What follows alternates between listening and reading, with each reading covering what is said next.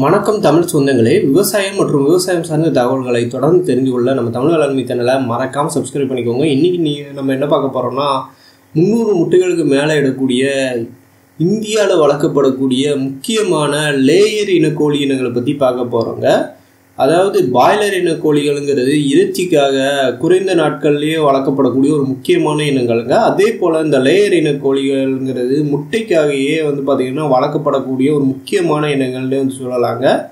இந்த காணொலி வாயிலாக நம்ம 8 வகையான இனங்களை பற்றி பார்க்க போகிறோங்க. இதில் பார்த்திங்கன்னா இந்தியாவிலேயே உருவாக்கப்பட்டிருக்கக்கூடிய, அதாவது இந்திய அரசால் இந்தியாவிலேயே உருவாக்கப்பட்டிருக்கக்கூடிய இனங்களை பற்றி பார்க்க போகிறோம். அடுத்ததாக பார்த்திங்கன்னா தனியார் நிறுவனங்களால் உருவாக்கப்பட்டு இன்றைக்கி இந்தியாவில் அதிக லெவலில் வளர்க்கப்படக்கூடிய இனங்களை பற்றி பார்க்க போகிறோம்.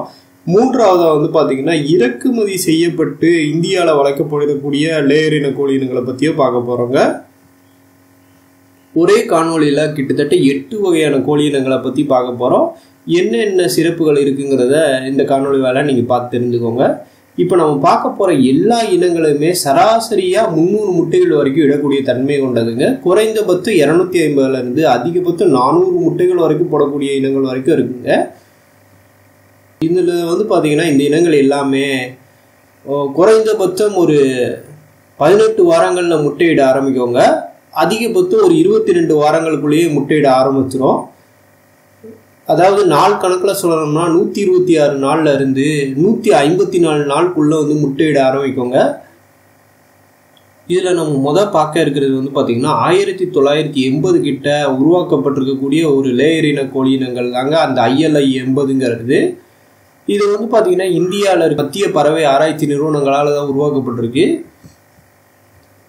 இதை பார்த்திங்கன்னா அந்த ஹரிப்பிரியானு சொல்லுவாங்க இந்த இனங்கள். இந்த இனங்களை பார்த்திங்கன்னா ஏற்கனவே நான் சொன்ன மாதிரி சராசரியாக 300 முட்டைகள் வரைக்கும் கொடுக்கும். இந்த முட்டைகள் பார்த்திங்கன்னா வெள்ளை நிறமாக இருக்குங்க. அடுத்ததான் நம்ம பார்க்க இருக்கிறது பார்த்திங்கன்னா ILM 90ங்கிறது, அதாவது இந்தியன் லேயர் மனுதிங்கிறதுல உருவாக்கப்பட்டனால இந்த இனங்களுக்கு பார்த்திங்கன்னா ILMன்னு இருக்குங்க. இது அதுலியானு சொல்லுவாங்க. இந்த இனங்கள் 1990களில் உருவாக்கப்பட்டிருக்கனால 90ங்கிறது பின்னாடி இருக்குங்க. இந்த இனங்களும் பார்த்திங்கன்னா வெள்ளை இன முட்டைகள் தான் வெள்ளை நிற முட்டைகள் தாங்க இடும். இதுவும் பார்த்திங்கன்னா சராசரியாக 300 முட்டைகள் வரைக்கும் கொடுக்கக்கூடிய ஒரு முக்கியமான இனங்கள் தாங்க. அடுத்ததாக மூன்றாவது நம்ம பார்க்க இருக்கிறது ILR 90 சிக்கனுங்க. இந்த இனங்கள் பொறுத்த வரைக்கும் ஹைதராபாத்தில் இருக்கக்கூடிய மத்திய பறவை ஆராய்ச்சி நிறுவனங்களால் உருவாக்கப்பட்டிருக்கக்கூடிய இனங்கள் தாங்க. இந்த இனங்களும் அதுலியாவில் இருந்து, அதாவது இதுக்கு முன்னாடி பார்த்துருக்கக்கூடிய இந்த ILM 90ல இருந்து பார்த்திங்கன்னா தரம் உயர்த்தப்பட்டு உருவாக்கப்பட்டிருக்கக்கூடிய இனங்கள் தாங்க. இந்த இனங்களும் பார்த்திங்கன்னா வெள்ளை நிற முட்டைகள் தான் இடும். இதுவும் பார்த்திங்கன்னா சராசரியாக 300 முட்டைகள் வரைக்கும் கொடுக்கக்கூடிய தன்மை கொண்டதுங்க. அடுத்ததாக பார்த்திங்கன்னா PV 300 கோழி இனங்கள். இது பார்த்திங்கன்னா Venkateswara research and breeding farm private லிமிடெடில் பூனேயில் இருக்கக்கூடிய நிறுவனங்களால் உருவாக்கப்பட்டிருக்கக்கூடிய ஒரு முக்கியமான இனங்கள்ங்க. அதாவது தனியார் நிறுவனங்களில் உருவாக்கப்பட்டு இன்னைக்கு இந்தியாவில் பெரிய லெவலில் வளர்க்கப்படக்கூடிய ஒரு முக்கியமான இனங்கள்னு சொல்லலாங்க. இந்த இனங்கள் பார்த்திங்கன்னா சராசரியாக 300 முட்டைகள் வரைக்கும் ஆகிடும். அதே போல் பார்த்திங்கன்னா வெள்ளை நிற முட்டைகள் தாங்க கொடுக்கும். சரி, அடுத்து பார்த்திங்கன்னா இதே இடத்துல உருவாக்கப்பட்டிருக்கக்கூடிய PV 380 கோழி இனங்கள்ங்க. இந்த கோழி இனங்கள் பார்த்திங்கன்னா பார்க்கறதுக்கு பழுப்பு நிறமாக இருக்கும். அதே போல் பழுப்பு நிற முட்டைகள் தாங்க கொடுக்கும். அதனாலேயே இந்த இனங்களும் பார்த்திங்கன்னா வணிக ரீதியாக வளர்க்கப்படுறதுக்கு ஏற்ற இனங்களாக பார்க்கப்படுதுங்க. அதிக லெவலில் விரும்பி வளர்க்கப்படக்கூடிய இனங்களாகவும் இருக்குது.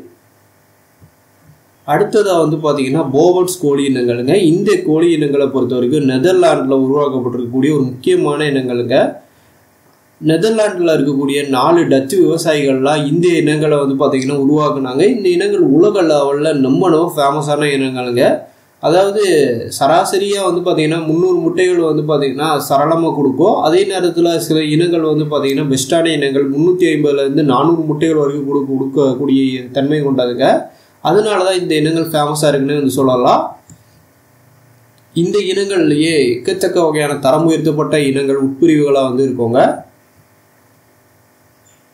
அடுத்ததாக பார்த்தீங்கன்னா ஹைலைன் கோழி இனங்கள். இந்த இனங்கள் யுனைடெட் ஸ்டேட்ஸை பூர்வீகம் கொண்ட இனங்கள்ங்க.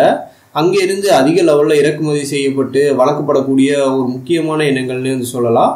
இந்த இனங்களும் வந்து பார்த்திங்கன்னா பழுப்பு நிற முட்டைகள்லாங்க கொடுக்கக்கூடிய தன்மை கொண்டது. ஏற்கனவே சொன்ன மாதிரி சராசரியாக 300 முட்டைகள் கொடுக்குறதுல ரொம்ப சிறப்புமிக்க ஒரு கோழி இனங்கள்னு வந்து சொல்லலாம். நம்ம கடைசியாக பார்க்க இருக்கிறது வந்து பார்த்திங்கன்னா லோஹ்மன் கோழி இனங்கள்ங்க. இந்த இனங்களில் வந்து பார்த்திங்கன்னா 2 உட்பிரிவுகள் இருக்குங்க. வெள்ளை நிறம் மற்றும் பழுப்பு நிறம் இந்த மாதிரி இருக்குது. அதிகமாக வளர்க்கப்படக்கூடியது இந்த 2 இனங்கள் தாங்க. இது போக நிறைய இனங்கள் இருக்குது. இந்த வெள்ளை இனங்கள் வந்து பார்த்திங்கன்னா முட்டை வந்து வெள்ளை முட்டையாக இருக்கும். இதை கிளாசிக் இனங்கள்னு வந்து சொல்லுவாங்க. இதே வந்து பார்த்திங்கன்னா இந்த பழுப்பு நிற கோழி இனங்கள் வந்து பார்த்திங்கன்னா ப்ரௌனிக்ஸ், அதாவது பழுப்பு நிற முட்டைகள் தாங்க கொடுக்கும். இப்படி 2 பிரிவுகள் இருக்குது. இந்த 2 பிரிவுகளில் இருக்கக்கூடிய இனங்களையோ அதிக லெவலில் வளர்க்குறாங்க நம்ம இந்தியாவில். இப்படி இந்தியாவில் வளர்க்கப்படக்கூடிய லேயர் இன கோழிகளை பற்றியோ அதுக்கு பின்னாடி இருக்கக்கூடிய நிறைய வகையான சிறப்புகளை பற்றி நீங்கள் தெரிஞ்சிருப்பீங்க நான் நம்புகிறேன். இது போன்ற வித்தியாசமான தகவல்கள் நீங்கள் தொடர்ந்து தெரிஞ்சுக்கிற மறக்காமல் நம்ம தமிழ் வேளாண்மை சேனலை சப்ஸ்கிரைப் பண்ணிக்கோங்க. நன்றி.